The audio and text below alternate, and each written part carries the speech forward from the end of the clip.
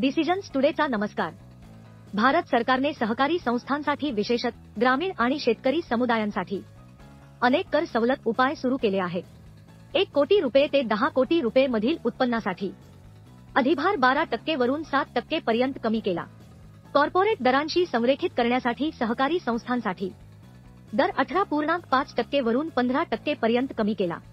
अनेक दिवसांत रोख पेमेंट प्राप्त करणाऱ्या दूध सहकारी संस्थांना कलम 269 सेंट अंतर्गत दंड टाळण्यासाठी स्पष्टीकरण प्रदान केलेले. 3103-2024 पर्यंत कार्य सुरू करणाऱ्या नवीन उत्पादन सहकारी संस्था 15% कर दराचा लाभ घेऊ शकतात.